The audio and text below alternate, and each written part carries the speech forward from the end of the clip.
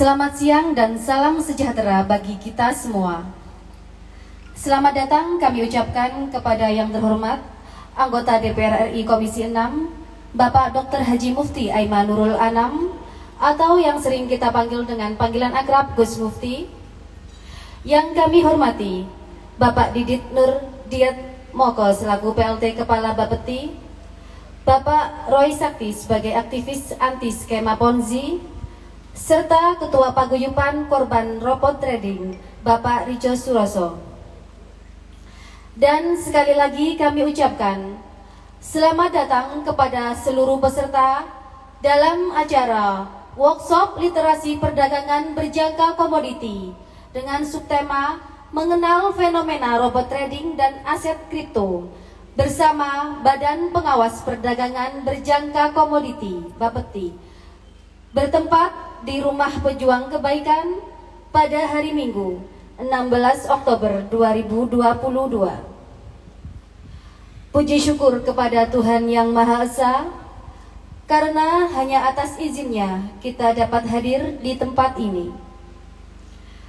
Hadirin yang kami hormati, saya sebagai pembawa acara akan membacakan susunan acara pada siang hari ini. Acara diawali dengan pembukaan, kemudian dilanjutkan dengan menyanyikan lagu Indonesia Raya, selanjutnya sambutan. Pembacaan doa merupakan rangkaian acara yang ketiga. Acara selanjutnya, workshop literasi perdagangan berjangka komoditi, dan acara akan kami tutup dengan pembagian door prize. Hadirin yang kami hormati, agar acara berjalan dengan lancar dan juga bermanfaat bagi seluruh peserta yang hadir, mari bersama-sama kita memulai acara ini dengan membaca basmalah. Bismillahirrahmanirrahim. Selanjutnya, marilah kita menyanyikan lagu Indonesia Raya yang akan dipimpin oleh Ibu Siti Islamia, relawan GPK dari Paserpan. Kepadanya kami persilahkan. Hadirin dimohon untuk berdiri.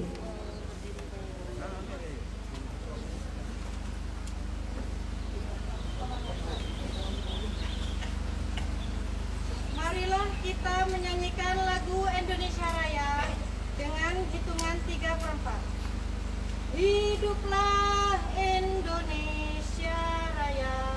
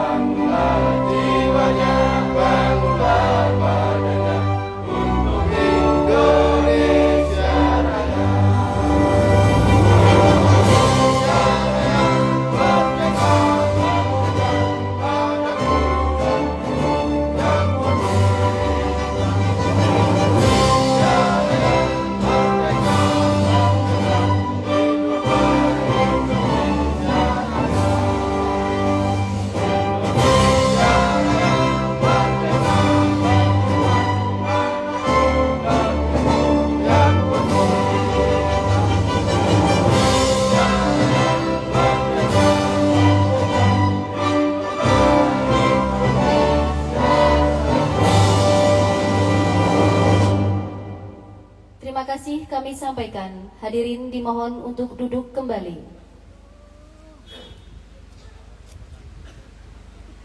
Hadirin yang kami hormati, acara selanjutnya, marilah kita dengarkan sambutan dari anggota DPR RI Komisi 6 sekaligus membuka acara workshop literasi perdagangan berjangka komoditi.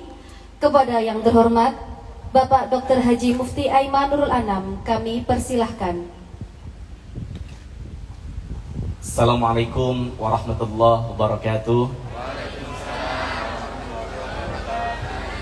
Yang saya hormati sahabat saya, Masya Allah, Pak Didit Nurdiat Moko, beliau PLT Kepala Bapeti yang jauh-jauh dari Jakarta yang hadir pada kesempatan siang hari ini. Kemarin beliau sebenarnya telepon ke kita, mohon izin saya skip waktu itu, beliau bilang sedang ada kegiatan dengan keluarga, tapi mohon maaf ya mungkin karena doa panjenengan semua beliau bisa hadir pada kesempatan pagi hari ini. Semoga orang baik sama.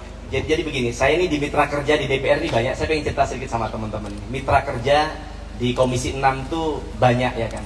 Tapi salah satu yang terbaik, yang komunikasinya bagus, yang bisa saling menghargai, saling bisa apa yang dikatakan konkret gitu. Apa yang kita jadi masukan dari kita bukan hanya didengarkan, bukan hanya dicatat, tapi dilakukan adalah seperti yang dilakukan oleh Pak Didit. Saya beri contoh, misalnya waktu itu kami di Komisi 6 sempat mengusulkan kepada beliau, waktu sebenarnya bukan ininya beliau, bukan karena beliau sebenarnya, karena beliau waktu itu baru jadi kepala PLT sehingga saya nyampaikannya ke beliau begitu. Saya mohon maaf waktu itu Pak ya. Jadi ternyata setelah kami sampaikan masukan soal bagaimana adanya call center, berapa saat kemudian langsung diresmikan oleh beliau, diwujudkan di Bapeti. Jadi insya Allah monggo Pak Pinara, Pak Aldison. Iya ya. Jadi kita berharap untuk orang-orang baik seperti beliau ini untuk semakin banyak agar bagaimana kemanfaatan untuk masyarakat juga lebih luas ke depan. Yang kedua, kami sampaikan terima kasih Pak Roy Sakti. Mungkin bagi teman-teman yang tidak bergerak di bidang usaha begini ini, berjangka komoditi ini juga tidak tahu siapa beliau. Saya juga sebenarnya awalnya tidak tahu karena saya tidak pernah Pak urusan robot trading gitu, aset kripto, saham dan sebagainya, saya tidak pernah urusan itu. Tapi karena waktu itu ada banyak masukan dari masyarakat untuk memperjuangkan sesuatu, yaitu soal robot trading dan juga aset kripto. Akhirnya saya coba mencari literasi, kemudian saya nemukan salah satunya melalui Pak Roy Sakti. Nah, Roy Sakti ini unik. Cara ngomongnya itu memang ya kayak anak Surabaya. Kalau saya karena pernah kuliah di Surabaya, hidup di Surabaya, jadi bahasa beliau ya sebenarnya bahasa perkawanan begitu. Cuman bagi orang lain yang biasa pakai bahasa sehari-hari, bahasa halus, dengan sopan santun dan sebagainya, ya tidak cocok gitu. Bahkan cenderung dipikir beliau adalah orang yang yang antagonis. Padahal sebenarnya setelah saya komunikasi ya banyak ngasih insight-insight ke kita yang menurut saya hasilnya positif, yang kemudian saya perjuangkan melalui tempat saya di Komisi 6 DPR. Kemudian terima kasih juga Pak Riko. Pak Riko ini salah satu korban robot trading. Banyak sebenarnya dari asosiasi-asosiasi korban, tapi yang perjalanannya begitu konkret sampai sudah sidang ke-17 saya dengarkan tadi, itu adalah dari grupnya Pak Riko ini Pak. Jadi saya terima kasih banget kehadirannya. Sekali lagi Pak Didit, matur nuwun. Alhamdulillah rabbil alamin wa bihi nasta'in wa ala umuri dunya waddin.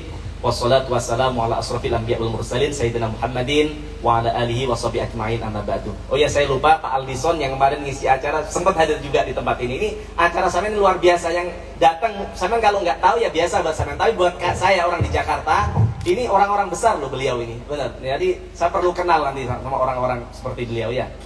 Nah, acara aset kripto kegiatan kali ini berangkat dari banyak keluhan masyarakat. Saya mohon maaf, relawan saya paksakan untuk nyambung karena saya nggak mau sampai nanti jadi korban juga seperti ini. Ini korbannya bukan hanya orang-orang besar loh, orang-orang kecil. Bahkan kemarin relawan Lumbang itu, jangan remehkan hal. Sampai harus tahu, harus melek terhadap informasi. Seperti saya ceritakan sampai kita setiap hari harus terus belajar dan belajar. Betul atau enggak? Karena kemarin adalah salah satu relawan kita, orang Lumbang sana, di ujung sana. Dia itu sampai jual gerobaknya untuk bagaimana bisa ikut namanya robot trading waktu itu. Karena iming-imingi oleh temennya, katanya saudaranya bahkan. Dia sampai uangnya sampai jual ini jual itu, intinya dia 20 juta dia masukkan di namanya robot trading.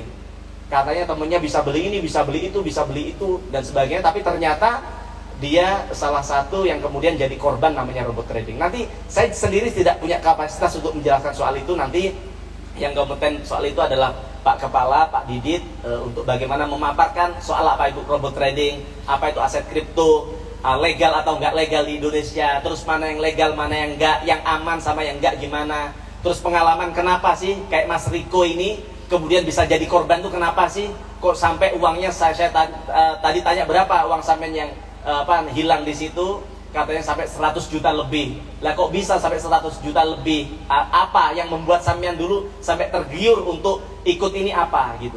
Dan kemudian ayo kita doakan agar korban-korban ini, karena mereka ini sampean tahu nggak, sampai uang pensiun, uang banyak uang-uang yang punya tabungan keluarganya habis untuk dimasukkan di robot trading yang sekarang sedang diperjuangkan untuk bisa kembali, ya kan. Semoga ada keajaiban dari Allah untuk bagaimana duit ini bisa kembali kepada para korban tadi. Nah, saya pengen, kenapa jenengan saya paksakan untuk hadir? Saya pengen bahwa dari hal ini tidak sampai ada relawan saya yang sampai kena namanya robot trading. Tidak ada sampai kena namanya penipuan dengan tanda kutip melalui investasi bodong atau namanya robot trading ini. Nah, itu sedikit dari saya yang kemudian nanti Pak Roy Sakti saya pengen dari beliau, kacamata beliau nanti kira-kira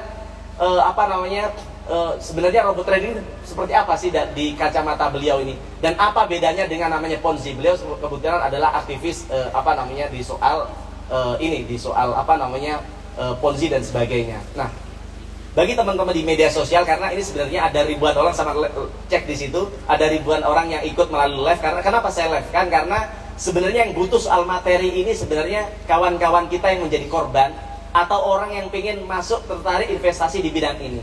Apakah nanti dari sini bisa disimpulkan ini bisa terus dilanjutkan atau tidak, nanti kita lihat bagaimana hasil dari diskusi kita pada kesempatan siang hari ini. Saya sendiri juga antusias ingin mendengarkan, karena saya sendiri tidak pernah, saya kebetulan jadi saya ini termasuk, saya usia masih muda, 30-an tahun, tapi saya bukan orang yang tertarik terhadap investasi seperti ini. Karena abah saya mengajarkan bahwa tidak ada sesuatu yang instan, ya kan. Seperti saya ceritakan ke sampean, tidak ada sesuatu yang instan, ya kan. Semua perlu proses. Saya pada titik ini itu sampean tahu, saya puluhan tahun harus seperti itu, sehingga saya kok kurang pas sebenarnya buat saya pribadi sesuatu yang hari ini misalnya investasi 1 juta, besok bisa jadi 2 juta kan gitu. Jadi artinya saya termasuk orang yang tidak sepakat soal hal itu. Maka saya ingin mendengarkan hari ini, mungkin nggak sih sebenarnya investasi di robot trading hari ini misalnya 1 juta, sebulan kemudian bisa jadi 2 juta, mungkin nggak sih 100 juta bisa kemudian jadi 1 miliar bulan berikutnya, kita pengen ikutin bersama. Ibu-ibu mungkin nggak sih misalnya investasi 100 ribu, nah kemudian tiap hari ibu bisa mendapatkan keuntungan 100%, yaitu 100 ribu, itu kita lihat nanti. Mungkin nggak sih seperti itu, kita akan dengarkan bersama pada kesempatan siang hari ini. Itu sedikit sambutan dari saya, kurang lebihnya mohon maaf, sukses dan sehat selalu. Assalamualaikum warahmatullahi wabarakatuh. Waalaikumsalam. Terima kasih kami sampaikan. Hadirin, acara selanjutnya yakni pembacaan doa yang akan dipimpin oleh Ustadz Alihudin. Kepada beliau kami haturkan.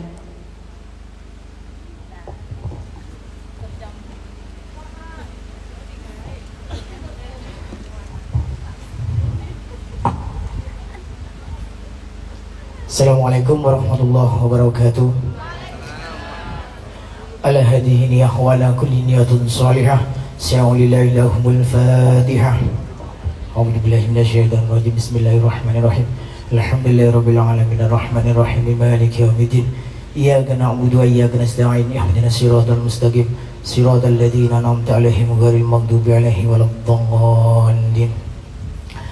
Alhamdulillahi rabbil alamin. حمدا ناعم حمدا شاكرا حمدا يوافي نعمه ويكافي مزيده يا ربنا لك الحمد كما ينبغي لجلال وعظيم سلطانك اللهم صل وسلم على سيدنا محمد صلاة تنجينا بها من جميع الأحوال والآفات وتقضي لنا بها من جميع الحاجات وتطهرنا بها من جميع الشيئات وترفعنا بها عندك أعلى الدرجات وتبلغنا عنصر الغايات من جميع الخيرات في الحياة وبعد الممات اللهم صل وسلم على سيدنا محمد الفاتح لما أغلق والخاتم لما سبق والنصر الحق بالحق والهادي إلى صراطك المستقيم اللهم اجعل وأولادنا وتلاميذنا وتلاميذكم من أهل العلم وأهل الخير ولا تجعلنا وإياهم من أهل السر من أهل الضير Allahumma ighfir dzunubi wa liwalidayya warhamhuma kama rabbayani shighara. Allahumma ighfir dzunubi wa liwalidayya warhamhuma kama rabbayani shighara. Allahumma ighfir dzunubi wa liwalidayya warhamhuma kama rabbayana shighara. Rabbana zalamna anfusana wa illam taghfir lana lanakunanna minal khasirin. Rabbana atina fid dunya hasanah wa fil akhirati hasanah wa qina adzabannar. Wa subhanaka rabbika rabbil izzati amma yasifun wa salamun alal mursalin walhamdulillahi rabbil alamin. Bisirril Fatihah.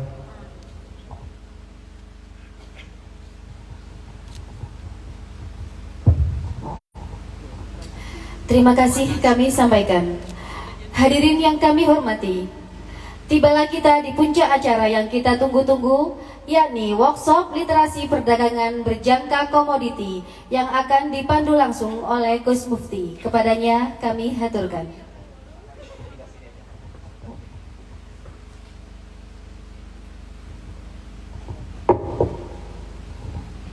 Assalamualaikum warahmatullahi wabarakatuh.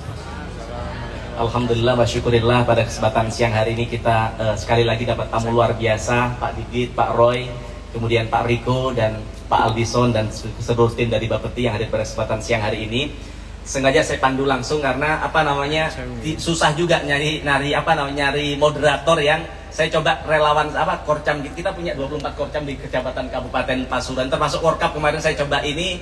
Saya pandu langsung karena biar lebih spesifik dan juga agar lebih efektif dan efisien begitu. Saya sendiri tidak terlalu paham soal ini, tapi saya akan terus pengen belajar untuk bagaimana agar bisa ke depan terus bisa menyerap aspirasi dari kawan-kawan kita untuk yang menjadi korban di dunia robot trading ini yang kemudian bisa saya perjuangkan di DPR. Nah, termasuk pada kesempatan siang hari ini, saya di sini duduk di depan ini bukan berarti saya ahli, tapi dalam rangka saya sama dengan panjenengan semua, saya dalam rangka belajar untuk bagaimana kita pengen tahu sih sebenarnya secara zoom out soal robot trading aset kripto itu seperti apa begitu.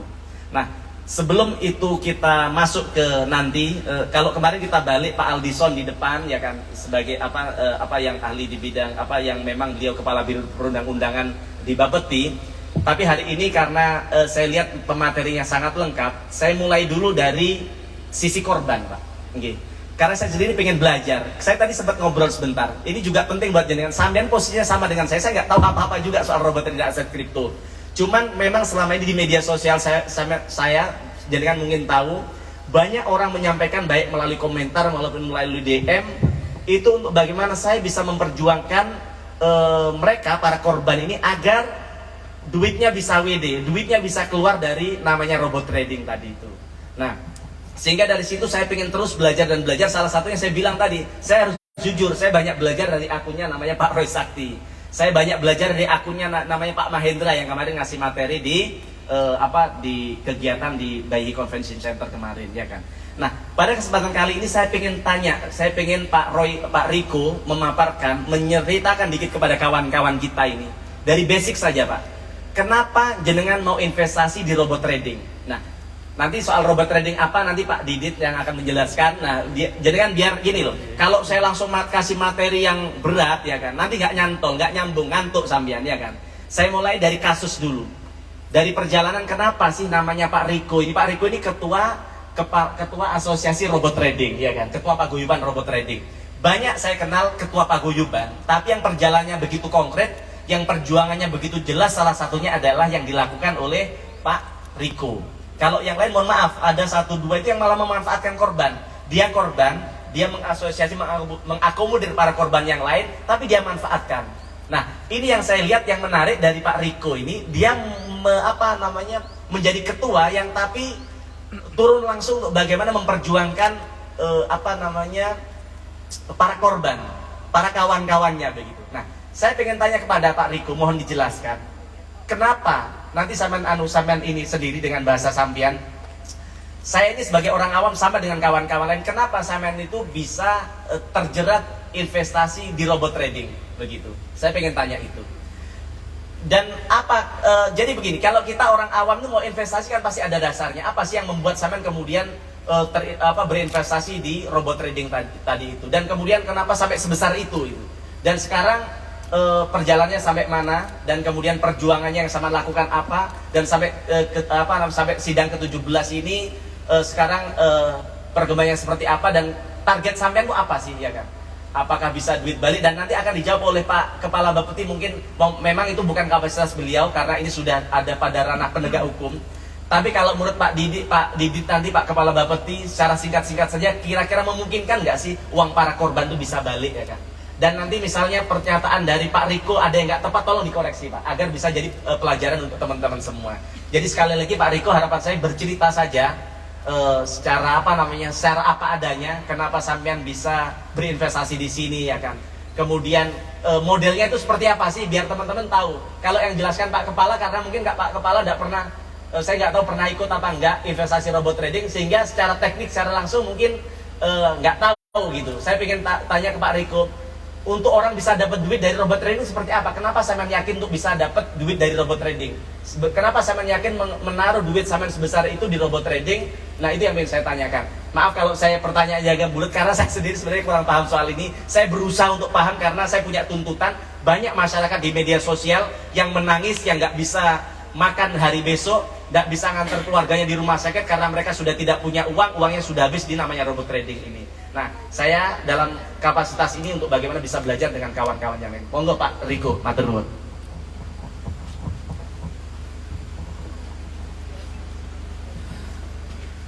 Assalamualaikum warahmatullahi wabarakatuh.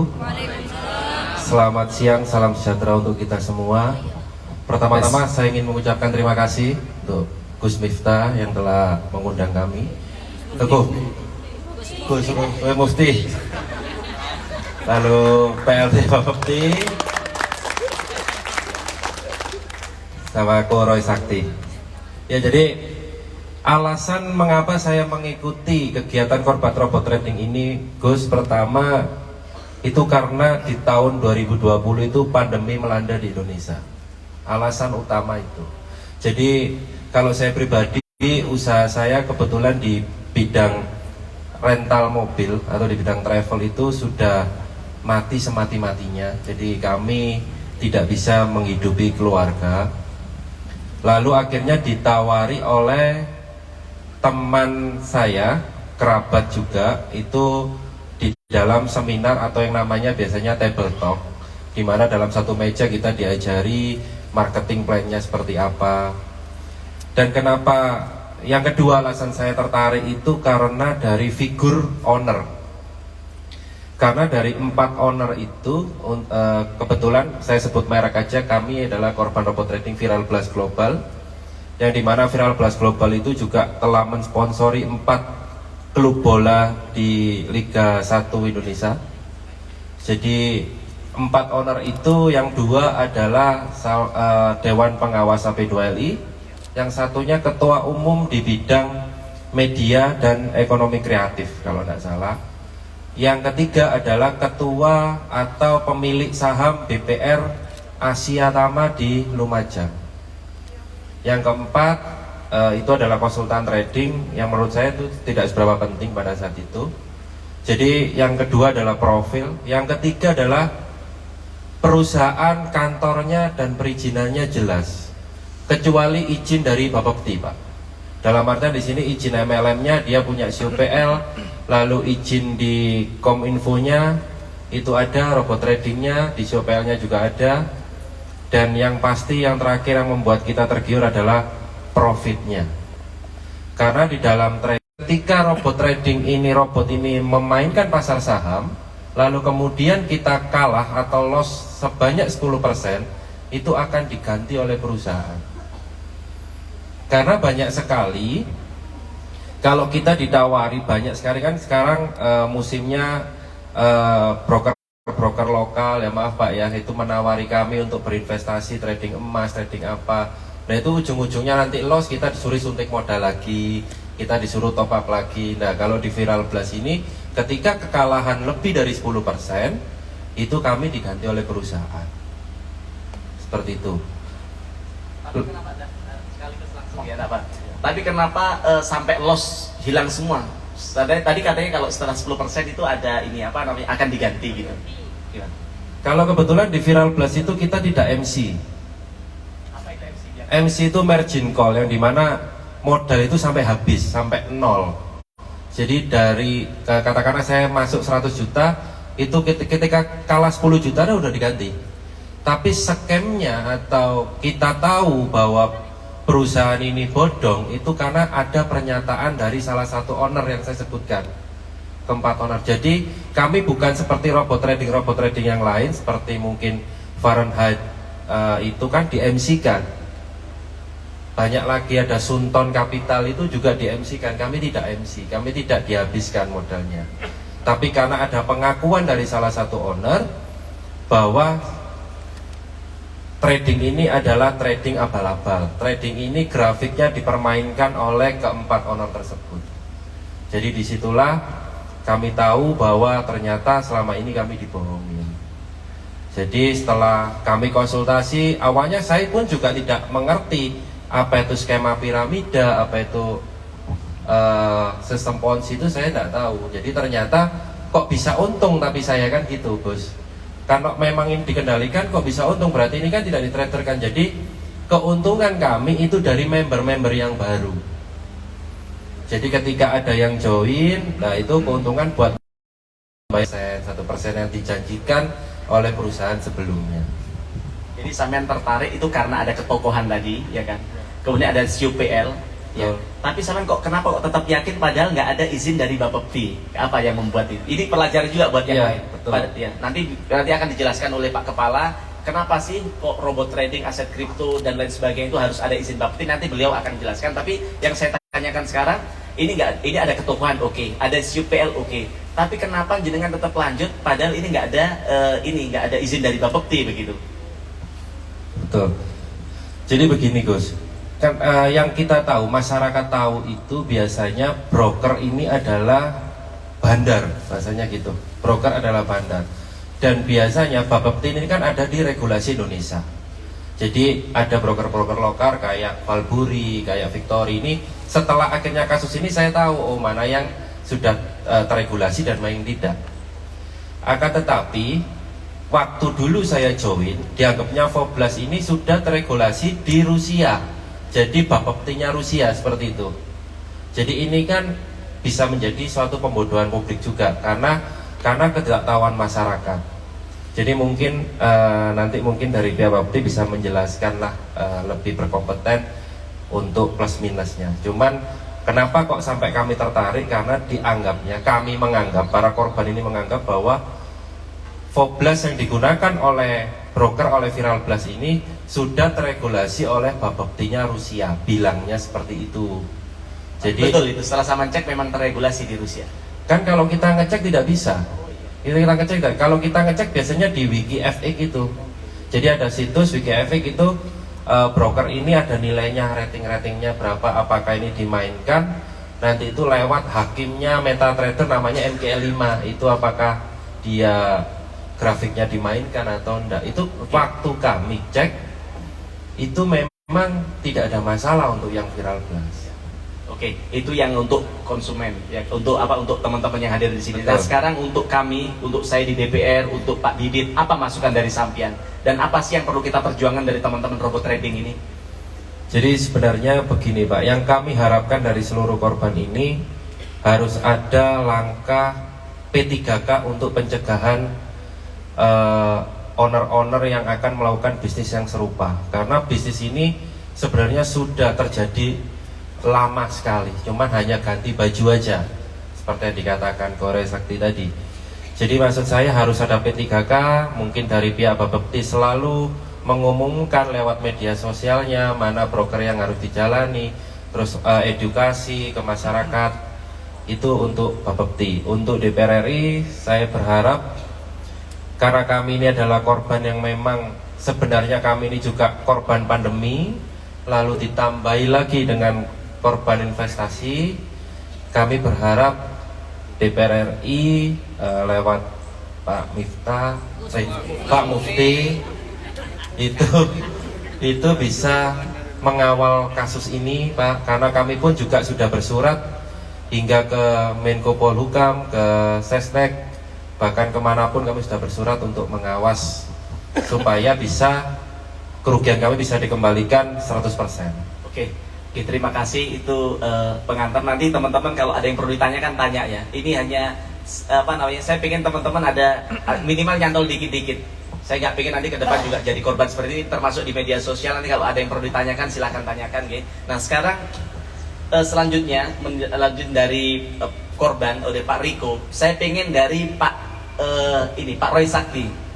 Jadi kalau tadi Pak Roy Sakti, Pak Riko beliau yakin ikut robot trading karena tadi ada ketokohan, ya kan. Kemudian yang kedua ada CUPL tadi. Nah, saya pengen tuh jenengan kan aktivis anti skema Ponzi. Iya. Ya. Saya pengen dari jenengan ada penjelasan kepada kawan-kawan ini, Ponzi itu apa, ya kan. Terus kemudian cara mendeteksi sebuah usaha itu Ponzi atau enggak itu bagaimana, ya kan. Nah, terus mencegah agar kawan-kawan kita ini tidak terjebak terhadap skema Ponzi seperti apa. Dan kemudian saya pengen juga sedikit wawasan bagi kawan-kawan semua atau tips-tips dari sampean pada kesempatan kali ini, monggo kami aturkan. Oke, buat teman-teman, assalamualaikum teman-teman. Perkenalkan, nama saya Roy Sakti. Apa berdiri aja nih? Ya berdiri aja ya, enak ya. Oke, perkenalkan nama saya Roy Sakti. Senang rasanya bisa hadir di sini buat teman-teman. Jadi saya ini memang profilnya agak sedikit nyeleneh. Karena sebenarnya saya itu bukan aktivis skema Ponzi, cuman saya itu tukang ngajarin orang utang. Ya, tukang ngajarin orang, sebenarnya begitu ya kan? Makanya dibully Pak Bukti ini, tukang ngajarin orang utang gitu Pak. Kenapa? Karena dulu lahirnya walaupun orang kaya, keluarga saya kaya 7 turunan, cuman saya turunan ke-8, jadi kere bos.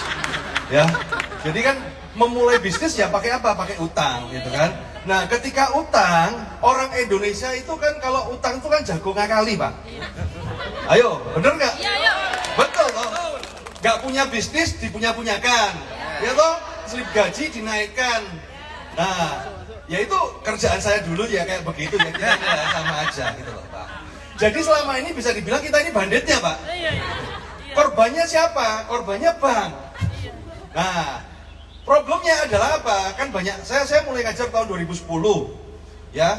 Jadi saya ini bertahun-tahun jadi pelabuhan curhat maksudnya ya. Pelabuhan curhat Bu. Nah, curhatnya apa? Habis utang dibuat apa? Buat investasi. Ternyata investasinya bodong. Mulai zaman emas, mungkin kalau Anda tahu ya, dari tahun 2010 tuh selalu korban itu selalu mengeluh ke saya dari tahun 2010. Jadi kalau Pak Mufti baru 2021 masih aman Pak. Saya udah 10 tahun Pak curhat gitu itu ya. Jadi mulai, mungkin Anda ingat dulu ada namanya emas PGMC ya. Kemudian koperasi, biasanya berkedok koperasi. Terus MMM, saya yakin pasti pernah ada yang kena di sini. Ada nggak yang kena MMM dulu? Ngacung. MMM, manusia membantu manusia. Nah, ada itu. D4F, pokoknya macam-macam kedoknya itu. Nah, itu jadi gini, yang saya melihat polanya sama, casingnya beda. Tapi polanya selalu sama. Ya, pertama jadi gini teman-teman. Polanya adalah apa? Polanya adalah MLM. Ya. Topiknya adalah penghasil cuan. Ya, penghasil untung. Pasti ngajak peluang penghasil cuan pakai MLM itu sudah gelagat. Apalagi kemudian dengan namanya flexing. Kalau zaman sekarang ngomongnya flexing. Kalau zaman dulu kan ngomongnya pamer.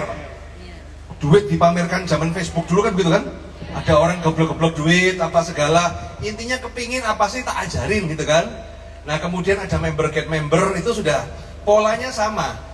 Jadi ketika saya menghadapi robot trading ini ya kayak ibarat kata itu lagu lama remikan baru gitu. Jadi udah ketebak, dari baunya udah ketebak. Pokoknya kalau sudah aplikasi penghasil investasi, penghasil uang di MLM kan itu sudah 90% sudah zong itu.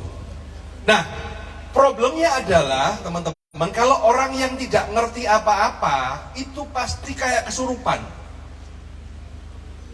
Karena apa? Dapat duit pertama. Nah, kan kayak yang viral di TikTok itu loh. Pertama kali saya ragu-ragu, kemudian saya coba, lah kok enak gitu kan?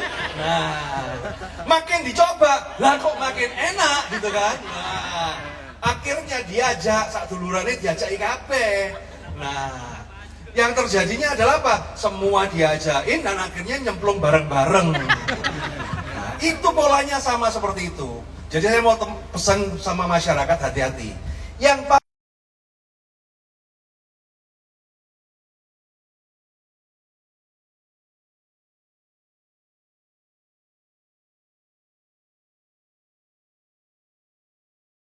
kalau orang lain mau nipu Anda, buru-buru Anda percaya, betul kan? Sopo kowe, itu kan nggak sempet. Justru kita ini kan mulai kesirep itu kan gara-gara konco, gara-gara seduluran, ya kan? Waduh. Apalagi kalau yang kasus kayak DNA Pro itu kan teman-teman tuh, mohon maaf kan, kalau DNA Pro itu korbannya banyak yang non-muslim, Kristen tuh kan di komunitas gereja. Waduh, pakai ayat-ayat Pak. Waduh, itu yang paling bahaya. Itu yang paling bahaya. Dan itu juga terjadi di Kediri. Ada satu pondok pesantren itu kan jualan trading. Nah, kadang-kadang mereka itu memberikan ide yang kelihatannya masuk akal. Ya, jadi idenya itu selalu masuk akal. Oh, ini ada robot. Nah, kita itu kalau lihat robot, bayangannya kan film Transformer. Ya, betul loh. Atau Terminator itu yang canggih gitu kan. Wah. Jadi robot ini akan profit konsisten. Wah. Karena imajinasi kita itu lihatnya Transformer, AI itu kan. Padahal teman-teman, kalau kita berbicara realita, robot yang paling canggih itu sekarang namanya Google Map. Saya mau tanya Anda, siapa yang di sini pernah ngikutin Google Map tapi nyasar? Banyak toh, ya. Nah, jadi yang AI yang tercanggih aja kadang-kadang kita nyasar loh. Jalannya ternyata tengah-tengah pinggir sawah itu kan. Apalagi yang keputusan untuk beli dan jual. Jadi kadang-kadang kita ini cuma dijualin ide dan seolah-olah masuk akal. Nah, kadang-kadang ini teman-teman, mohon maaf ya, kalau teman-teman di daerah merasa minder, merasa bodoh, akhirnya ada orang ngomong itu dianggap pinter, dianggap percaya. Padahal ya harusnya yang pinter Anda, teman-teman. Jangan mau dibodohin sama orang pinter, Pak. Tetap kembali itu sama logika. Artinya ketika ada yang menghasilkan uang, pasti ada yang kehilangan uang. Nah, pertanyaan kan sepele. Kalau semua berhasil, yang hilang siapa? Nah, itu. Nah, itu hati-hati. Nah, berarti kan artinya apa? Biasanya, jadi kalau skema Ponzi ini awalnya bagus, karena apa? Gali lubang, tutup lubang. Itu sama kayak orang main congklak itu. Jadi kalau orang skema Ponzi itu kayak Anda, ya, ada angsuran di bank, ya, kan cair tuh kur 500 juta. Siapa di sini yang cair kur? Ada nggak cair kur? Ibu cair kur berapa, Bu? 50 juta. Angsuran berapa, Bu? 1.400.000. Nah, 50 jutanya itu disimpan, Bu. Kemudian pas jatuh tempo angsuran kan 1.400.000. Dibayar bukan dari hasil usahanya, tapi dibayar dari sisa uang itu. Nah, lama-lama kan habis toh? Nah, habis cari pinjol. Nah, pinjol habis cari tonggone. Nah, tonggone entek, golek kabeh. Itu sebenarnya skema Ponzi, teman-teman. Ketika kita utang gali lubang tutup lubang itu kita melakukan skema Ponzi terhadap diri sendiri. Nah, kalau yang aplikasi-aplikasi gini dia melakukan skema Ponzi dari mana? Dari member baru. Jadi Anda dapat duit enak itu karena ada member baru yang masuk. Nah, problemnya akan ada satu titik di mana pertumbuhan si para pelaku ini membayar bonus nggak sebanding dengan member baru yang masuk, karena kan namanya piramida kan makin besar makin besar. Nah, ketika nggak masuk mulai macet. Nah, itu yang terjadi, teman-teman. Jadi hati-hati ya. Saran saya ya buat teman-teman kalau nah, kadang-kadang kita ini gampang dibodohi dengan yang namanya legalitas. Teman-teman hati-hati. Legal kok, ada izin Bapepti. Itu padahal logo Bapepti di crop, Pak. Jadi kalau cuma sekedar tempelan aja, jangan percaya. Kalau benar ada izinnya, Anda harus cari di mana di websitenya Bapepti. Karena banyak orang tertipu kayak di grup-grup Telegram, pernah nggak ngalamin begitu? Dimasukin grup Telegram, kemudian ada yang cair apa segala, itu semua penipuan. Jangan percaya itu, teman-teman. Artinya begini, teman-teman. Saya selalu mempunyai satu filosofi, investasi yang bagus itu adalah investasi yang kita cari. Kita survei, kita cari, ketemu. bukan investasi yang ditawarkan. Apalagi ketika investasi ditawarkan dalam skema multi level marketing, itu sudah alarmnya harus nyala dulu, teman-teman. Karena hal seperti ini akan terjadi terus menerus. Nah, nanti ada juga investasi yang sekarang lagi ngetren berbalut aplikasi. Anda install aplikasi seolah-olah Anda invest, ada itu Pak, aplikasi Angon Pitik, ada itu. Iya, jadi pelihara ayam online. Jadi ayam online, kemudian jadi pembangkit tenaga listrik online, kemudian ada tambang kripto online gitu ya. Intinya ada investasi naruh duit, nanti Anda dapat cair berapa gitu. Nah, ini hati-hati ya, kalau sudah ada aplikasi penghasil uang, tolong dicek ke Bapepti. Apalagi Bapepti sekarang udah ada call centernya. Nah, ini enak ini.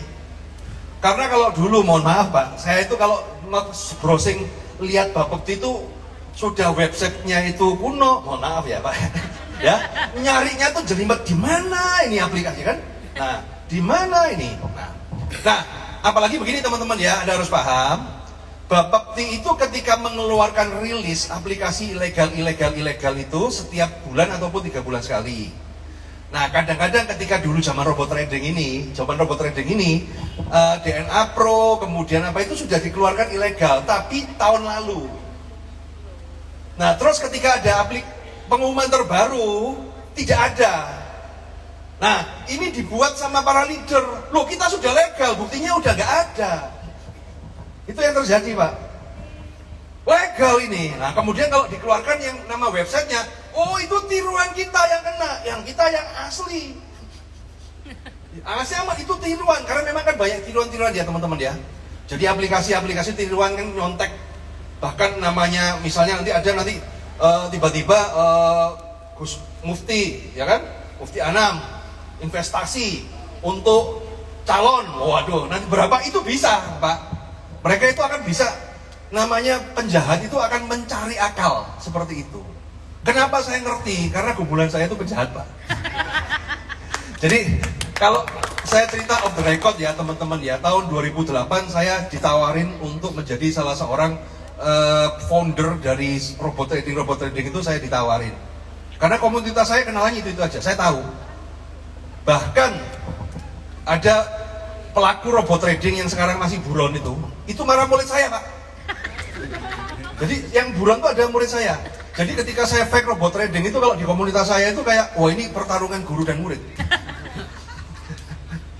Lucunya pas mau kelari, telepon saya, konsultasi, belain kok bos.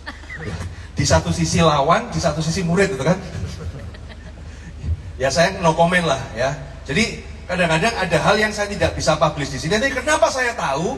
Karena saya tahu behind the skin, yang bermain apa, dan saya tahu yang pengalaman Pak Riko seperti apa. Artinya apa teman-teman? Ketika kasus robot trading ataupun investasi yang lainnya ini meletus, ya, yang menjadi korban itu cuma satu, masyarakat. Ya, masyarakat yang menjadi korban. Kalau lainnya bukan korban Pak.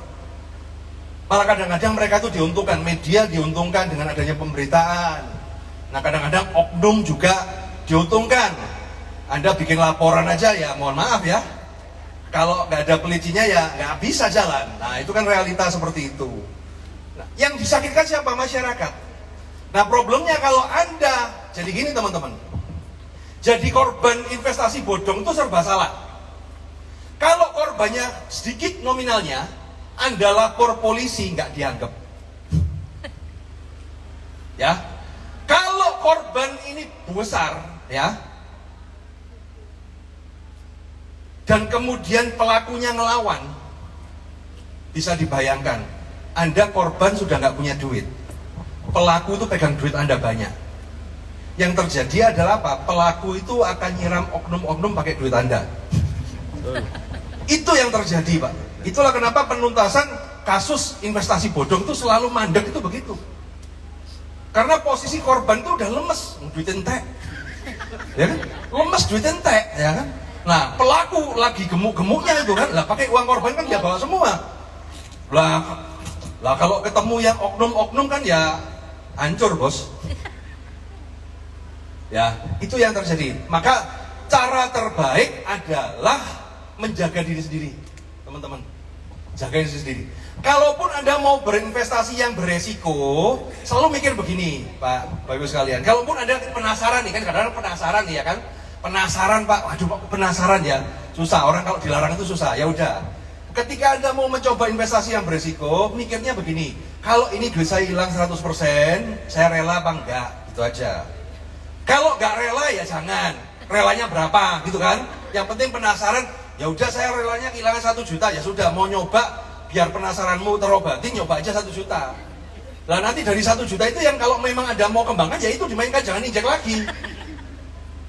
Nanti kalau sudah untung, modalnya ditarik, main untungnya. Nah itu amannya begitu teman-teman. Teorinya amannya seperti itu. Nah cuman kan yang saya kasihan karena literasi teman-teman itu kan karena itu nyoba satu kok enak, nyoba lagi perabelan selon Pak, dicemplungin kabel, sapi dijual ya kan, sawah dijual, cemplungin situ. Itu yang bikin negara hancur teman-teman. Jadi saya selalu cerita ya teman-teman ya. Tahun 97 itu di Rusia itu ada ya, itu satu negara pecahan Rusia itu hancur gara-gara skema Ponzi begini. Karena apa? Skema Ponzi-nya disupport sama negara. Bahkan pencalonan yang support itu, yang calon presiden itu, yang menang supportnya dari perusahaan skema Ponzi. Yang terjadi adalah apa teman-teman? Ya itu di Albania tahun 97. Akhirnya apa? Yang biasanya macul sawah, daripada saya macul sawah hasil nggak bener, akhirnya yang terjadi adalah apa? Sawahnya dijual, cemplungin di situ. Yang jadi peternak ya kan, sapinya dijual, cemplungin situ. Nah problemnya kalau semua seperti itu, apa nggak hancur Indonesia ini? Dan kemarin tahun 2020 karena pandemi hampir semua seperti itu. Saya banyak lihat orang punya pabrik ditutup, cemplungin situ. Toko ditutup, cemplungin situ. Sawah dijual, cemplungin situ. Lah terus kalau semua nyemplung di skema Ponzi, terus siapa yang nyawa itu siapa gitu loh? Yang produksi pakan siapa? Lah ya kan nggak ada akhirnya. Nah ini jangan sampai terjadi. Itulah kenapa saya sama teman-teman kita concern. Saya kumpulin teman-teman aktivis-aktivis yang berani dibully, ya kan? Saya kumpulin, saya ajarin gimana caranya ngelawan. Karena kalau nggak dilawan, ini merajalela. Nah, merajalelanya juga karena apa Pak? Jadi kadang-kadang teman-teman terjadi pembiaran-pembiaran, ya, terjadi pembiaran-pembiaran yang terjadi seperti itu teman-teman. Nah ini juga harus hati-hati. Kadang-kadang, dan kemudian saya kasih tips ya teman-teman ya, kalau untuk skema Ponzi, kadang-kadang kita lihat investasi ini bagus apa enggak. Ya, kalau kita ngecek di YouTube, di Google bingung. Ada yang ngomong bagus, ada yang ngomong jelek. Nah, saya kasih tips teman-teman, kalau Anda mau masuk investasi apapun, carilah di Mbah Google. Ya, Mbah Google, ya kan, cari wangsit di Mbah Google, diketik judulnya, nanti keluarnya apa? Kalau keluarnya 95% bagus, berarti itu bagus. Tapi kalau keluarnya itu 50% bagus, 50% jelek, itu sedang terjadi pertarungan para buser. Jadi lebih baik Anda hindarkan, teman-teman. Coba begitu aja. Karena pasti kayak skema Ponzi, investasi bodong tuh pinter, canggih, nyewa buser. Korban buser ya salah satu Pak Mufti ini. Kena buser Pak. Jadi dia menggerakkan massa. Seolah-olah banyak padahal ya orangnya itu-itu aja. Kita sering mergoi, mereka itu lali ganti akun. Jadi itu seolah dia tuh habis nimpalin di grup, kemudian nimpalin lagi. Nah cuman pas lupa ganti akun, jadi seolah kayak menimpali sama diri sendiri tuh, lupa ganti akun. Nah banyak seperti itu terjadi teman-teman. Saya juga sering diserang buser. Pokoknya di sang buser tuh gampang lihat jamnya itu sama. Cret. Oh. Ya itu perjuangan kita seperti itu, teman-teman. Saya rasa ini cukup ya. Kalau Anda mau bertanya-tanya silakan, saya DM saya di Instagram itu terbuka. Saya menjawab semua DM selama nanyanya itu bisa dijawab dengan satu kata. Iya, enggak, terserah. Lo tak jawab, Bos. Nah, tapi kalau Anda DM, Pak, gimana caranya kaya? Bingung saya, Bos. Lah itu, Pak, gimana caranya saya? Tolong dijelaskan, mati loh. Tapi kalau ditanya, Pak, ini bagus apa jelek? Oh, jelek, oh tak jawab. Ya, saya mau buka, DM saya itu terbuka, teman-teman. Sekian dari saya kembalikan ke Pak Mufti. Tepuk tangan untuk Pak Roy Sakti ya kan. Jadi kan tahu nggak, saya ini undang beliau, sama lihat di media sosial Pak Didit, yang bully luar biasa banyak ya kan. Tapi saya kemarin cerita di tempat kemarin bahwa kalau kita ngikutin omongan orang, kita tidak akan pernah bisa jalan sesuai dengan keinginan orang kan. Sama ngerti zaman dulu, pada zaman dulu kalau kita naik onta ya kan. Saya kemarin cerita kalau kita naik onta Pak Didit ya, kalau ada onta kita naikin, kita disarankan ini orang nggak punya otak ini ya kan. Onta udah jalan kayak gitu dinaikin ya kan. Tapi kalau onta kita tuntun, dibully juga sama orang kita ya kan. Ini orang ini bodoh orang ini ya kan. Ada onta, enak-enak ada onta, disiapin onta malah milih jalan kaki kan gitu. Jadi kalau kita ngomongin ngikutin omongan orang, hidup kita tidak akan pernah sempurna kan gitu. Sehingga pada kesempatan kali ini saya tetap undang beliau walaupun tentu ada pro dan kontra. Kenapa orang nggak seneng Pak Roy ini bicara? Karena itu kalau kita ini sudah, teman ngerti nggak? Saya merasakan nggak jatuh cinta sama pacar sampean atau sama istri sampean ya kan? Coba sama mertua sampean sampai tiba-tiba suruh cerai sama istri sampean sama suami sampean, mau nggak? Nggak mau. Nggak mau ya kan? Padahal suami sampean mohon maaf misalnya naudzubillah tiba-tiba suka judi, sudah main peruan, sudah ini, suka itu kan gitu. Pacar sampean misalnya begini, kalau kita sudah terlanjur cinta ya nggak bisa diomongin. Begitu juga ketika orang sudah buta, sudah jatuh cinta terhadap sesuatu diomongin nggak bisa. Sama dengan urusan Pak Roy Sakti ini. Karena ada beberapa orang yang tidak sepakat dengan apa yang beliau sampaikan, padahal menurut saya, menurut logika saya apa yang disampaikan pada beberapa, tidak semua ya, ada beberapa yang menurut saya tepat tadi itu, ya itu menurut saya perlu didukung. Maka kenapa saya hadirkan di tempat ini, dalam rangka bisa memberikan materi kepada sampean, membuka cakrawala berpikir sampean, agar kita sadar mana yang benar, mana investasi yang benar, mana yang enggak, kan gitu. Nah tadi ada dicontohkan soal Google Map, itu bahasa-bahasa yang menurut saya itu mudah dicerna. Kalau saya masih nggak nyambung ya menurut saya mungkin ada sedikit syarat yang agak pedot kan gitu aja. Nah itu sedikit mohon maaf kalau ada. Nah kemudian selanjutnya sekarang dari Pak Didit, saya pengen dari kacamata beliau yang pemangku kebijakan ya. Nah apa yang disampaikan oleh Pak Riko tadi mohon diluruskan kalau ada yang salah Pak. Termasuk apakah cukup sih kalau kita berinvestasi hanya berkaca pada ketokohan, berkaca pada siup L ya kan, berkaca pada seperti yang disampaikan oleh Pak Roy tadi, bahwa Pak Roy Sakti tadi soal skema Ponzi yang disampaikan itu betul atau enggak sih, dan bagaimana sih cara mengantisipasinya, dan kira-kira langkah yang sudah diambil Bapeti sampai detik ini seperti apa Pak, dan robot trading yang yang legal itu mana aja, yang ilegal mana aja, nanti minta disampaikan. Terus saya juga penasaran soal mohon izin ya, saya tidak menafikan pemimpin yang dulu karena memang kita sadar bahwa regenerasi itu penting dan tidak akan ada hari ini tanpa ada hari yang lalu, tanpa ada pemimpin yang lalu. Tapi saya ingin sampaikan ke sampean bahwa di tangan Pak Didit, Bapeti, di tangan beliau ini banyak sekali perubahan. Beliau mau mendengarkan informasi, mau mengikuti walaupun kadang kritikan itu tidak enak. Sama tahu kritikan tidak selalu enak didengar, tapi beliau mau melakukan. Salah satunya tadi beliau bisik-bisik, Pak Mufti nanti ke depan kita akan ikutin cara Pak Mufti untuk bagaimana Bapeti akan melibatkan para pelaku-pelaku industri di bidang ini untuk terlibat bersama Bapeti untuk bersosialisasi di tengah-tengah masyarakat seperti pada kesempatan kali ini.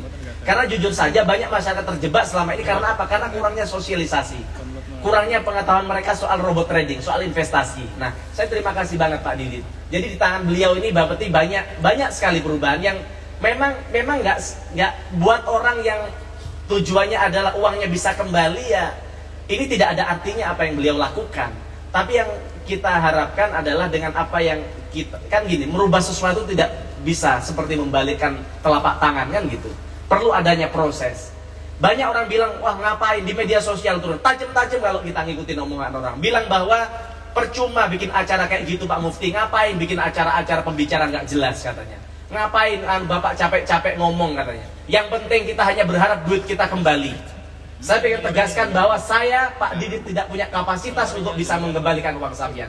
Tapi saya yakinkan kepada sampean bahwa kegiatan kali ini adalah bagian dari cara kami untuk kami ingin besok-besok tidak ada korban-korban seperti yang dialami oleh panjenengan semua. Nah, jadi itu yang ingin kami sampaikan Pak Didit. Pada kesempatan kali ini kami ingin pemaparan dari sampean soal banyak hal yang kami tanyakan tadi. Matur nuwun. Presentasinya Mas presentasi. Assalamualaikum warahmatullahi wabarakatuh.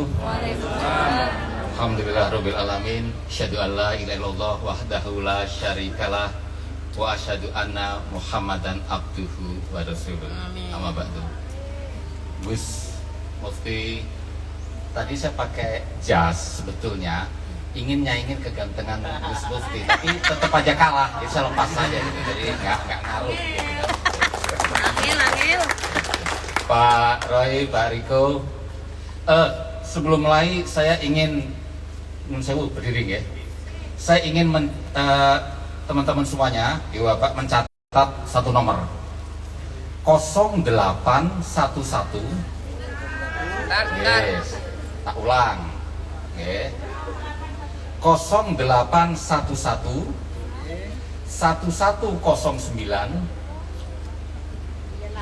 901.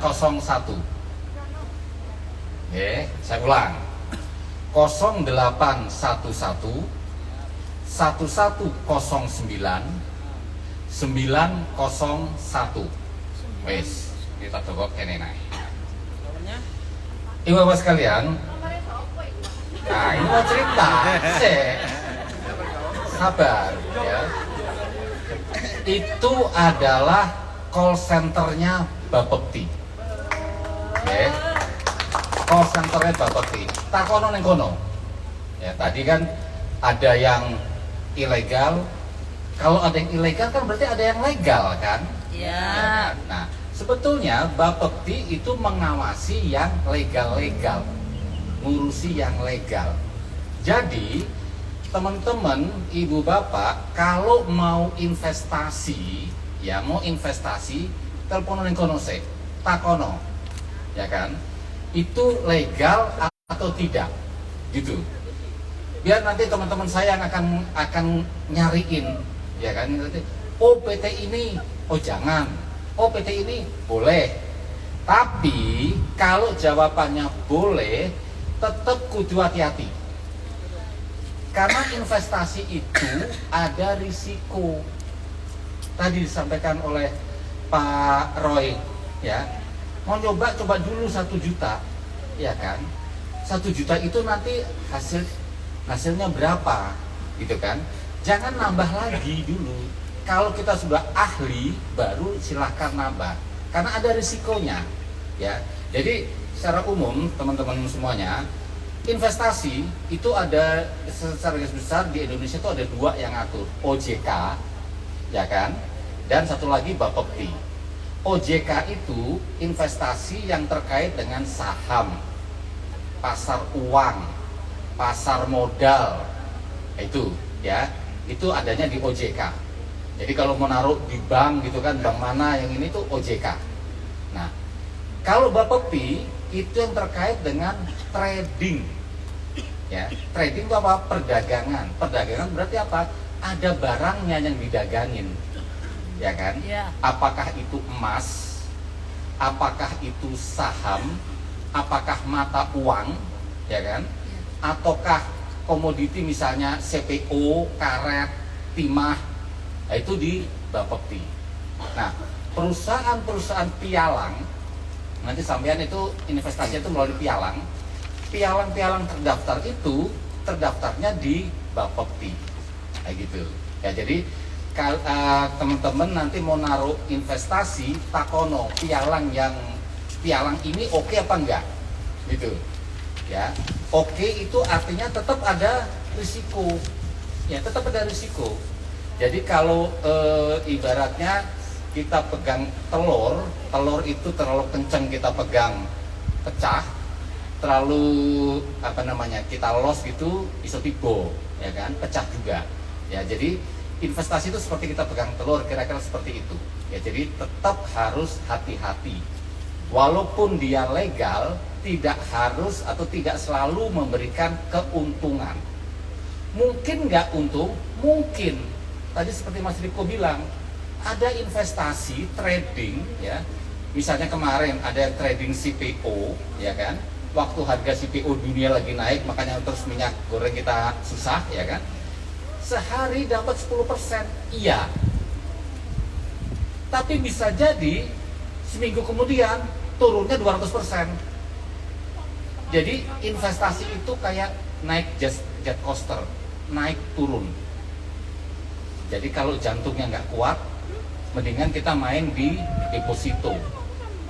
Deposito tuh jelas, ya kan? Tapi kan kecil, 3% setahun, ya kan? Kalau mau besar, ya high risk, high return. Returnnya tinggi, risikonya tinggi.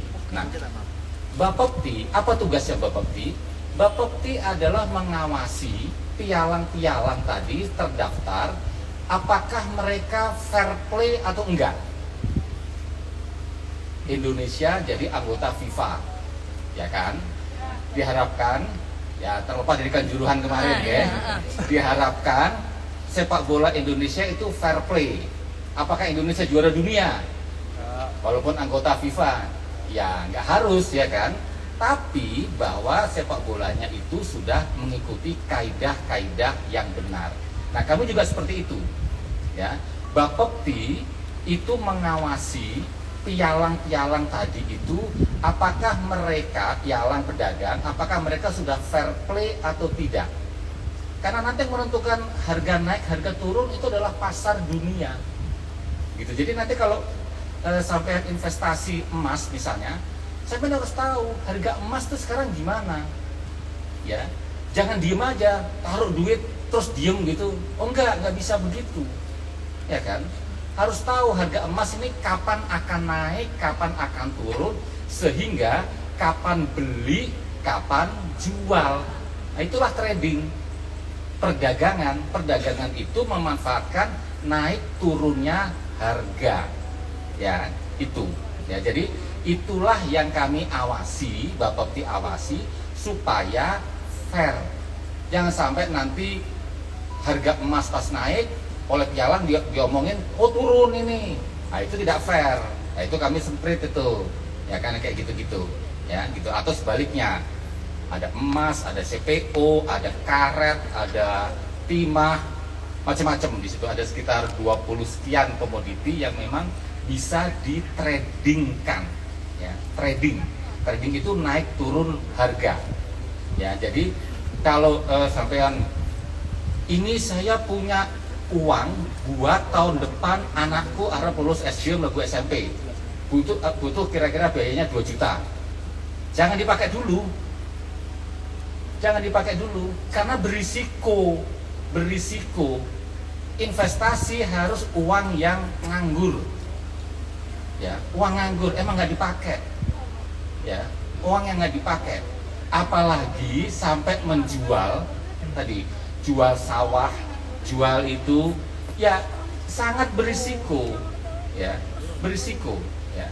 Saya tidak akan bisa melarang uang sekolah untuk investasi, nggak mungkin saya larang, tapi tanggung sendiri akibatnya, ya, karena investasi itu risiko. Nah, jadi dengan nomor telepon tadi, ya, ibu bapak iso takono neng kono, ya kan? Misalnya saya diiming-imingi, ditawari untuk investasi di PT ABC. Tanya di situ, PT ABC ini statusnya kayak gimana, ya kan? Oh itu legal. Nah kalau itu legal, mulai belajar yang ditawari itu apa? Emas kah? Karet kah, atau kopi, atau komoditi apa, gitu kan? Nah dari situ harus dipelajari kapan naik, kapan turun. Loh, nah gitu, kalau gitu investasi nggak bisa sambil tidur ya? Nggak bisa. Namanya investasi. Kita investasi bikin warung, bikin soto Lamongan di sini. Apakah kita buka warung itu pasti untung? Nggak iso, ya kan? Harus kita jaga, ya. Itu udah jelas, yang investasi udah jelas ada barangnya, apalagi investasi yang seperti itu. Nah sekarang saat ini banyak yang terjadi adalah orang mengatakan saya hebat, saya jago trading, makanya uangnya kumpulin aja di saya, saya yang akan trading pasti menang. Bohong itu, jangan percaya yang seperti itu, ya. Dia investasinya katakan pada pialang A itu terdaftar, oke. Tetapi yang terdaftar itu adalah si orang itu tadi, sampai yang naruh uang di situ tidak terdaftar, ya, tidak terdaftar sama sekali. Ya, jadi itu, ya, itu. Nah makanya kami di Bapepti akan terus-menerus memperbaiki kehumasan kami. Kami akan terus-menerus mensosialisasikan kondisi-kondisi seperti ini. Pertama, mana pialang, mana pedagang yang terdaftar di Bapepti. Ya, kayak kemarin contohnya ada Redford, ya kan? Redford itu dari luar negeri, kemarin acaranya di hotel, pokoknya hotel bintang 5 lah di Jakarta, di Ritz-Carlton, ya kan? Ada Ritz-Carlton, ya kan? Langsung kami datangi dan kami teriak, saya suruh Pak Aldison untuk teriak ke media. Teriak ke media agar hati-hati, masyarakat hati-hati, gitu loh. Gitu. Jadi kemarin itu di Ritz-Carlton, sebelumnya ada lagi, bahkan tuh ada yang bersurat ke minta diresmikan oleh Pak Menteri. Untunglah Pak Menteri langsung disposisi ke saya, ya kan? Jadi saya bilang enggak, gitu. Jadi hati-hati, jangan nanti disebutkan, loh, saya percaya perusahaan itu karena ada pejabat perdagangan. Salah satu korban yang saya tanya, kenapa saya percaya dengan Net 89, ya. Net 89 itu di salah satu acaranya ada pejabat dari Kementerian Perdagangan. Sampai tahu dari mana tuh pejabat Kementerian Perdagangan? Bajunya batik, lengan panjang. Itu pasti pejabat. Itu opo? Iya kan? Pejabat batik lengan panjang. Iya, pejabat ini. Pejabat ya. Amin. Jadi jangan mudah percaya yang seperti itu. Ya, tadi udah tak kasih nomor teleponnya. Ya, jadi tanya di situ. Kalaulah legal pun tetap hati-hati. Ya, tetap hati-hati. Ya, karena sekarang investasi itu cukup 50.000. Dengan 50.000 itu sudah bisa investasi. Nah, sekarang ini yang saya coba, ini Pak Mufti, saya coba surat izin saya baru itu, saya nggak mau kecil-kecil kayak gitu. Karena seake, yang tadi kecil itu kan berarti nanti memang ya mohon maaf dari golongan yang bawah kan gitu. Kan seake kalau duit mungmunge sakmono gitu kan buat investasi, entek hilang, wassalam gitu loh. Jadi memang investasi, namanya investasi itu mirip dengan tabungan, ya kan? Tabungan adalah uang yang tidak kita gunakan, yang sedang tidak kita gunakan. Kalau kita nggak ada keperluan khusus gitu loh, baru itu kita gunakan untuk invest, ya, itu, ya. Kemudian ada istilah disebutkan kripto, ya. Kripto itu sekarang ada sekitar 16 juta pelanggan kripto. Banyak sekali. Tetapi 70% transaksinya itu di bawah 500.000. Artinya apa? Orang masih banyak coba-coba. Ya. Ada 25 pedagang aset kripto yang sudah kami beri izin. Jadi, Ibu Bapak, kalau mau investasi di kripto, apakah masuk di 25 itu? Gitu kan? Nah, itu yang berizin. Apakah kalau udah berizin pasti aset kriptonya naik harganya? Belum tentu. Aset kripto itu lebih apa? Lebih kayak jet coaster. Ya, kemarin ada yang namanya koin Luna. Luna itu harganya anjlok 98%. Jadi kalau tadinya harganya 1 juta, harganya sekarang tinggal 2.000 perak. Udah kayak tisu. Ya kan? Udah seperti tisu. Gitu. Akan anjlok, tapi orang masih terpegang karena ini 2 tahun lagi akan balik lagi harganya. Ya, monggo saja seperti itu, ya. Kalau kripto itu jelas ada yang dipegang, yaitu asetnya kripto, ya kan. Walaupun harga turun, kalau nggak kita jual, kita nggak rugi, tetap pegang. Ya, rugi tapi tidak realize, tidak terrealisasi ruginya. Ya, tapi tetap itu adalah sesuatu yang sangat volatile, sangat jet coaster, ya. Saya tahu lah jet coaster kan set naik turun, jantung nggak kuat, jangan coba-coba, ya. Jantung nggak kuat jangan coba-coba. Ya, saya walaupun PLT kepala Bapepti, saya nggak berani ke kripto. Kenapa? Duitku sak mengunges mono, tahun depan saya pensiun, ya kan? Ya duitku entek, wassalam, pensiun udah ngapa, ya kan? Enggak, saya nggak berani, karena itu sangat naik turun, ya, naik turun. Jadi umur hampir 60 pasti jantungnya ya kayak begitu deh, ya kan? Jantung umurnya 60 lain dengan yang masih muda gini kan gitu. Nah, jadi tolong hati-hati. Ya, sekali lagi dua hal yang ingin saya sampaikan ya. Kalau mau investasi legal dan logis. Legal itu apa? Lihat izinnya. Ya. Telepon nomor tadi. Tanya situ. Memang itu belum 24 jam. Saya belum bisa bayar staf saya 24 jam. Itu baru jam 9 sampai jam 4. Ya, tapi itu ke WA bisa. Ya kan? Kalau lagi telepon-telepon nggak nyambung-nyambung bicara ya, WA. Monggo, ya. Gitu. Jadi ininya informasi PT ini legal apa enggak? Legalitasnya gimana?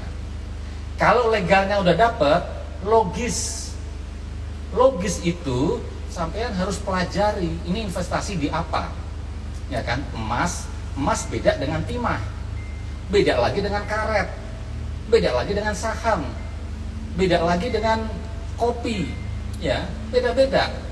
Sampai nggak menguasai itu, hati-hati, ya. Jadi keduanya adalah logis. Tadi Mas Riko bilang ada kalau 5%, 10%, ya, atau 1% sehari. Itu gampang. Komoditi apa? Kondisi kayak gimana? Banyak pertanyaannya kayak gitu, ya. Jangan lihat, oh teman saya 1% sehari berhasil, saya pasti berhasil. Belum tentu, ya. Belum tentu seperti itu. Komoditinya apa? Ya, gitu ya. Jadi legal, logis. Udah pegang itu aja, legal, logis. Jangan sampai nanti teman-teman yang hari di sini aku sado-ado tinggal ke keluarga soko Bekasi nang kene terus tertipu juga sampean. Percuma aku merene. Gitu kan? Gitu. Jadi tolong ya, tadi siapa yang paling berpotensi untuk menjerumuskan? Teman dekat. Maksudnya dia nggak menjerumuskan, mengajak untuk sukses bareng, tapi karena dia tidak legal dan logis, yang dibawa pun jadi tidak legal dan logis, tidak memperhatikan itu. Jadi hati-hati. Mungkin maksudnya bukan menipu, ya, maksudnya adalah mengajak sejahtera bersama, tapi karena caranya salah, nah, itu akhirnya ya seperti itu. Saya rasa itu Pak Gus Mufti sampaikan. Matur nuwun. Billahi taufiq wal hidayah. Assalamualaikum warahmatullahi wabarakatuh.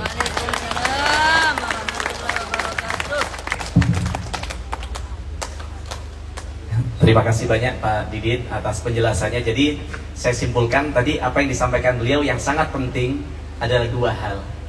Jadi intinya untuk mendeteksi investasi itu benar atau enggak, robot trading benar atau enggak, investasi yang ada itu benar atau enggak, itu hanya dua, yaitu pertama legal, kata beliau yang terakhir tadi, kemudian logis, ya. Legal apa? Tadi legal itu bukan hanya soal ketokohannya ada siapa di sana, karena seperti kata Pak Roy tadi bahwa yang nipu kita ini kadang bukan siapa-siapa, tapi tetangga kita, saudara kita, bahkan mohon maaf tokoh agama di sekitar kita, ya kan? Seperti tadi salah satu pesantren sebenarnya ternyata langsung saya cek tadi salah satu pesantren di Kediri ternyata malah berbondong-bondong untuk bagaimana menipu untuk berinvestasi di trading tadi itu. Jadi intinya kuncinya legal, yaitu legal itu apa di dalamnya, yaitu harus ada izin dari Bapepti. Nah kemarin mungkin yang nggak hadir, kemarin Pak Kepala Biro Perundang-undangan Pak Aldison, beliau menyampaikan bahwa tinggal sama cek tuh di websitenya Bapepti. Kalau misalnya udah ngajak investasi di dicek ini terdaftar atau enggak kan gitu. Kemudian yang kedua logis itu apa? Kalau sesuatu yang menjanjikan keuntungan, misalnya investasi sekarang 1 juta, tiba-tiba dalam sebulan 1 juta, bisa untung tiap bulan 1 juta, itu gak logis juga, ya kan? Jadi sesuatu yang logis itu dipertimbangkan untuk bagaimana ini investasi betul atau enggak. Nah, jadi itu inti pada kesempatan siang hari ini, sekali lagi bahwa legal dan logis. Nah, pada kesempatan kali saya tidak banyak-banyak karena saya lihat tidak ada beberapa tatapan matanya nggak nyambung juga sampai terakhir ya kan. Saya tidak bisa memaksakan sampean terus di sini ya kan. Pulang nanti malah tidur tanyain suaminya ngapain, nggak ada.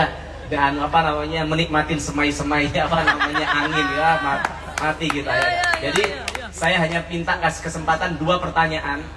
Harapan saya bukan dari relawan, dari korban. Ada nggak korban robot trading di sini? Korban robot trading ada nggak? Bisa angkat tangan. Mohon maaf, mungkin dari orang luar ada. Korban robot trading nggak ada ya? Ada? Nah, oke deh, siapapun dah. Saya kasih 2 pertanyaan. Korban robot trading. Oke. Saya utamakan korban. Mumpung ada Pak Kepala ini, ada nggak korban robot trading? Yang mau tanya? Ada. Jadi kan korban. Oke. Yang korban dulu. Saya minta 1 kesempatan korban, ada nggak? Yang mau speak up, mau tanya. Oke, 1 korban, monggo.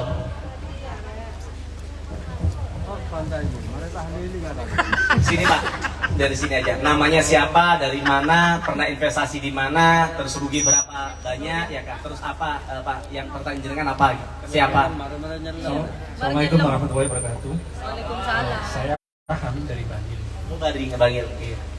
Saya korban teman baik. Iya. Tahun 2017 itu saya diajak seminar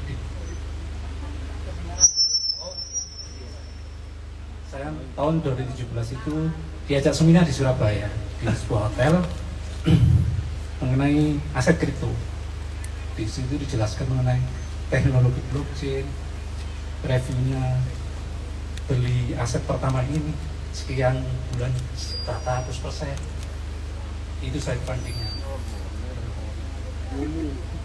Saya investasi, coba-coba 3 bulan berjalan dapat ada penjualan. 3 bulan berjalan scam.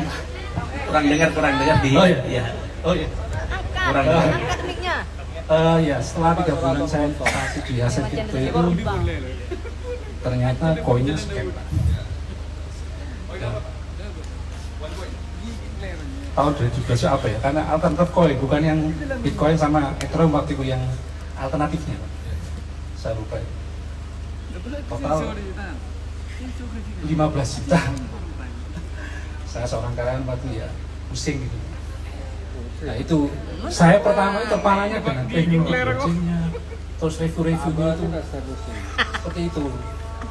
Teman saya yang baik itu yang ngajak saya percaya. Coba-coba. Itu ngeceknya itu waktu itu gimana, nggak dijelaskan. Kalau scam apa, ngeceknya kemana, nggak ada. Punya baik-baik saja. Apa keuntungannya itu? Pertanyaannya sekarang. Nah, untuk ngecek aset kripto itu gimana Pak? Kalau ada scam apa itu nggak pernah dijelaskan seperti itu. Pertanyaan seperti itu. Itu kadang kita awam coba-coba tapi keceblos gitu. Oh iya. Kalau ngecek scam itu terus cara bagaimana kita komplainnya itu gimana untuk aset-aset? Ada sekali. Itu cukup. Siapa namanya tadi? Kami dari Bangil. Sore kaki Jong. Jong, tadi sapi Jong. Orang kata kita. Sampai obon. Oke. Begini, aset kripto ya, aset kripto itu adalah produksi kaum milenial. Satu itu dulu. Jadi orang seperti saya yang kaum kolonial, ya kan, terus 60 kan kolonial, ya kan, gitu. Harus hati-hati, ya kan, karena teknologinya adalah teknologi yang masa kini. Saya handphone boleh keren, saya cuma bisa buat nelpon, SMS, WA. WA itu buat saya, itu buat teknologi yang paling top. Nggak kayak Pak Mufti bisa macam-macam dengan handphonenya. Itu juga harusnya bisa, sayanya nggak bisa. Gitu loh. Sehingga iso aku nih, bukan ininya. Ya. Kalau ininya nggak kalah lah Pak Mufti. Cuma sayanya yang nggak bisa. Ya, jadi kripto itu adalah teknologi yang masa kini. Tadi disebutkan ada blockchain, ya kan? Blockchain itu intinya adalah Pak Mufti, saya, Pak Roy, Pak Riko itu punya suatu kepercayaan gitu kan, terus di situ kita bikin proyek gitu-gitu. Nah, itulah blockchain. Blockchain itu nanti harganya makin lama makin mahal karena sudah ada banyak proyek di situ. Nah, gimana caranya proyek masuk di blockchain? Nah, itulah teknologi, ya kan?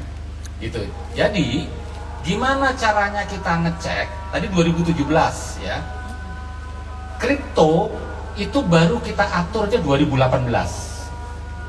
Ya kan? Baru 2018 itu kita atur. Perbanya itu baru 2020. Peraturan Bapepti-nya baru 2020. Dan sekarang saya memperbaiki perba 2020 itu. Ya kan? Karena permintaannya Pak Mufti. Kayak perbaiki itu untuk supaya tata kelolanya lebih baik lagi, gitu kan. Nah, jadi sama aja sampean beli kripto itu mesti harus dipedagang. Harus dipedagang aset kripto, ya kan? Nah, pedagangnya siapa? Ada 25 pedagang aset kripto yang sudah memperoleh izin dari Bapepti. Monggo, dari 25 itu pilih salah satu siapa. Ya, 25 itu siapa aja? Tanya WA tadi, nomor tadi, atau buka websitenya Bapepti, monggo. Ya, dari situ sampai bisa nanya, dari 25 ini yang paling sering orang beli, yang pelanggannya paling banyak yang mana? Boleh. Karena dari 25 itu ya 98% transaksi itu hanya oleh 5 pedagang. Ya, artinya yang 20 pedagang itu omsetnya cuma 2%. Nah, kalau kayak gitu kan kita bolehlah milih yang rame lah. Kalau kita milih cari warung soto kan golek yang rame, ini berarti kira-kira enak kan gitu, kira-kira kan gitu. Nah, jadi itu menjadi logika kita. Jadi logisnya tadi, kemudian legalnya tadi, logisnya adalah kita pilih yang memang pedagang-pedagang yang sudah branded lah istilahnya kan, sudah ternama lah. Kalau di Tokopedia bintangnya sudah 5 terus, hasil reviewnya baik terus gitulah kira-kira. Nah, kemudian itu baru dapat pedagangnya. Dari pedagangnya kita mau membeli koin kripto yang mana? Ada 383 jenis koin yang boleh diperdagangkan di Indonesia. Ya. Wakeh 383 ya akeh. Tetapi dari 383 itu hanya 10 koin yang pegang 95%. Ya, gitu. Artinya kalau mau beli koin yang di luar yang 10 tadi bisa untung, bisa scam, juga bisa harganya turun. Harga turun itu masih mending, tapi kalau scam itu artinya duitnya udah hilang, ya kan? Duitnya udah hilang, udah nggak pegang kriptonya, gitu loh. Ya, pegang kripto aja itu bisa harganya turun, ya kan? Pegang asetnya itu masih bisa turun, gitu kan? Nah, dari situ ya bisa dilihat. Ya, dari 383 itu insya Allah dari 383 itu kita sudah buang-buangin yang kemungkinan akan scam. Artinya tugas kami adalah memitigasi risikonya, ya, memitigasi risiko. Artinya kalau untuk scam segala macam itu sudah kami coba, itu sudah kami filter lah kira-kira seperti itu, gitu. Ya. Tetapi bukan berarti pasti untung, ya. Kembali, ini investasi loh. Ya, nggak ada investasi itu yang pasti untung, nggak ada, ya itu, ya gitu. Jadi sekali lagi legal, lihat, dan kedua logis. Dan kalau kripto saya sarankan ibu bapak semuanya, teman-teman semuanya, saya udah minta kepada para pedagang ini untuk melakukan literasi ke masyarakat, ya, literasi ke masyarakat. Jadi akan banyak nanti ada namanya T-Hub, ada yang namanya Crypto Education. Monggo ikuti itu, ya, ikuti itu. Mau pilih yang mana, monggo saja. Tetapi ingat bahwa itu berisiko. Sambil gambaran besarnya, tahun 2020 itu transaksi aset kripto di Indonesia itu 65 triliun. 65 triliun di tahun 2020.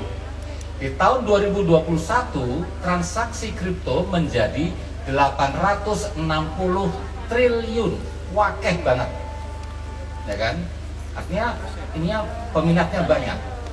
2022 sampai dengan Agustus ini turun, baru 250 triliun. Kenapa? Kondisi ekonomi dunia, makroekonomi kita nggak bagus. Kemudian suku bunga Federal Amerika itu menaikkan suku bunga, otomatis orang lebih suka investasi ke pasar uang daripada ke kripto. Nah itu harus dipelajari tuh kayak gitu-gitu tuh, ya kan? Gitu. Sehingga orang ke kripto itu minatnya menjadi rendah. Ada 16 juta pelanggan aset kripto saat ini di Indonesia. Jauh lebih banyak daripada pelanggannya Bursa Efek Jakarta. Bursa Efek Jakarta itu hanya 8 jutaan pelanggannya. Kripto 16 juta. Tetapi 48% yang pelanggan kripto itu usianya 18 sampai 35 tahun. Ya, artinya di atas 35 bukan nggak boleh. Bagilah ketuan. Nah, kolonial lah itu, hati-hati ya. Nah, sama saya, ya kan? Ya, itu hati-hati, ya kan? Gitu. Kemudian 70% pelanggan itu hanya menghabiskan sekitar 500.000, maksimal 500.000 sekali transaksi. Tadi seperti yang Pak Roy sampaikan, coba aja dulu silahkan. Ya, iya. Tapi kalau enggak, atau coba pun harus dengan tadi itu ya, pelajari logisnya kayak gimana. Nah, kalau udah bisa main dari situ, nah teruskan, monggo, ya gitu, teruskan. Saya nggak mengatakan jangan main di kripto, jangan main di trading, enggak. Tapi main di situ sangat hati-hati. Sama juga kalau kita main di saham, main di emas, ya kan? Kita beli emas banyak-banyak, emasnya turun, gitu kan? Ya emasnya turun, pegang aja kan, itu pegang emas, jangan dijual, iya kan? Ya gitulah trading, ya ingat loh, trading itu berdasarkan pada naik turun harga. Kita mainnya naik turun harga. Harga naik kita bisa untung, harga turun kita juga bisa untung. Harga turun kita beli, iya kan? Pas harga turun kita beli emas banyak-banyak, ya kan? Habis itu turun terus gitu kan? Ya pegang dulu, ya jangan nafsu terus dijual kan gitu. Emas 900.000 gitu kan, kita beli karena pas turun, habis itu 850, ya kalau langsung kita jual, langsung kita rugi. Oke. Ya kan? Nah gitu kira-kira. Terima kasih. Matur nuwun. Semoga jawabannya bisa membantu tadi Mas Hamim ya. Satu lagi dari ini Instagram, tolong dibaca. Satu pertanyaan yang bersamaan bagus, ada nggak? Coba dibaca. Untuk siapa?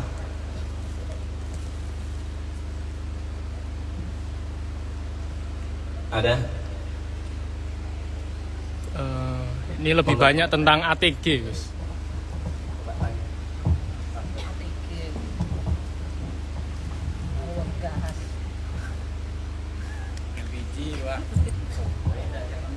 Ada satu pertanyaan yang mungkin perlu ditanyakan juga. Bagaimana ini dari Mahendra Trader, ini yang kemarin kan dari Mahendra.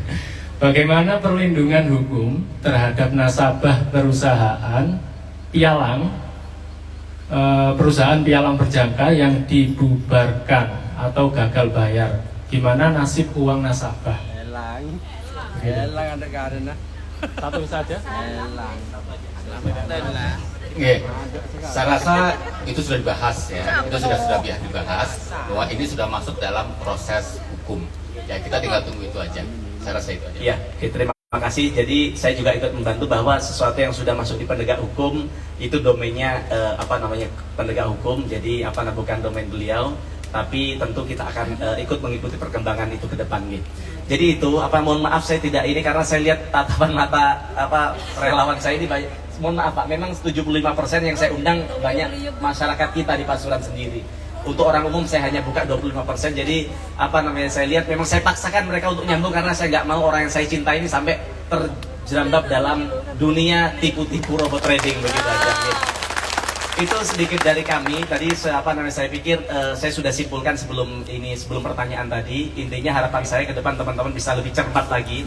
Kalau katanya Pak Roy Sakti tadi, sekarang ada Mbah Google, sangat gampang sama mau ngecek mana benar mana salah kan gitu. juga yang disampaikan Pak Kepala tadi sudah sangat komprehensif. Saya tidak perlu ulangi lagi bahwa 2L sekali lagi, legal dan logis, ya kan. Legal itu apa? Terdaftar di Bapeti. Logis itu apa? Kira-kira untungnya itu mungkin nggak sih, ya kan? Lebih banyak kalau kira-kira untungnya sama dengan ngingu tuyul, mending ngingu tuyul aja nggak usah modal, ya kan? Jadi paham ya? Itu terus kemudian door prize tidak perlu karena udah siang, ya kan? Tidak perlu tanya jawab. Gini aja. Saya mengapresiasi semua yang duduk di depan ini 1, 2, 3, 4, 5, 6, 7 kasih itu apa namanya tas.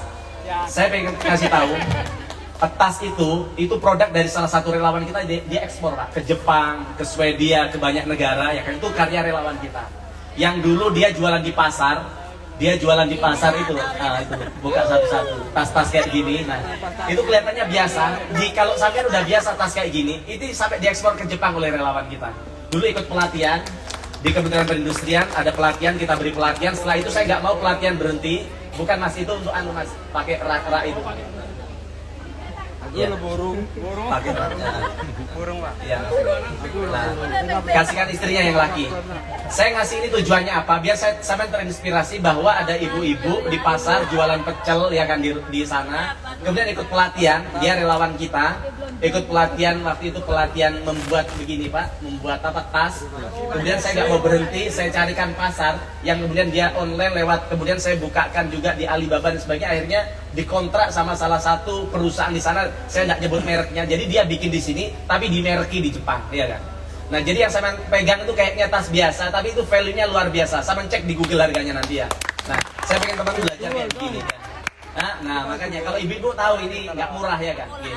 Jadi itu sedikit dari kami. Satu itu Pak Hamim tadi, tolong Pak Hamim kasih yang itu tas coach tadi apa itu ya. Nah untuk Pak Hamim yang sudah tanya, ya kan. Ya, jadi terima kasih banyak atas antusiasme panjenengan semua. Mohon maaf saya tidak bisa hormat dengan baik. Mohon maaf tadi yang 100 datang pertama dapat souvenir, tapi setelah nomor 101 pokoknya yang datangnya telat terakhir tidak dapat souvenir dari kita, karena memang saya pengen mengapresiasi orang yang datang pertama, ya kan.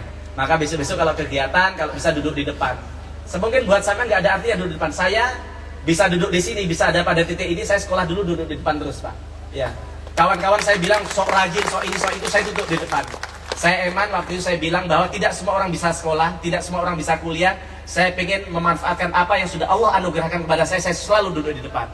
Maka ibu-ibu, bapak-bapak, besok-besok kalau ada acara, nyari kalau bisa selalu di depan. Karena apa? Mumpung sampai ninggal anak, ninggal istri, ninggal keluarga, jangan sia-siakan kesempatan, ya kan? Oh iya, saya pengen ngasih satu lagi. Sampai namanya siapa Pak? Sini, nomor 2 ini. Monggo sini. Saya dari terharu Pak. Ini namanya siapa sampean? Pak Wahab Abdi, sini. Saya senang ini, sama lihat ini, hadap sana Pak. Sini Pak, naik ke atas ya punten. Naik ke sini, naik ke atas. Nah, sama lihat dari tadi dia nyatet terus di sini. Saya terharu, orang sampai ngerti yang muda-muda harus malu sama beliau. Dia nyatet bawa buku tadi di situ. Bawa kertas, dia nyatet apa yang dia omongin oleh Pak Kepala, ya kan. Iya. Saya senang teman-teman mau belajar begini. Ayo yang lain yang muda-muda banyak belajar. Ini kita kasih apresiasi mana Mas? Nah, ya. Untuk beliau. Yang pegang HP saya husnudon bahwa sekarang era teknologi sama nyatet ya. Bukan HP-an sama pacarnya atau sama suami orang kan gitu ya. Makasih, sukses dan sehat selalu. Assalamualaikum warahmatullahi wabarakatuh. Aduh, gawat karena orang ngobrol oleh kan. Iya pokoknya Tua-tua makin keladi. Ya ada dotang oleh tas. Ya ada dotang begitu aja tang.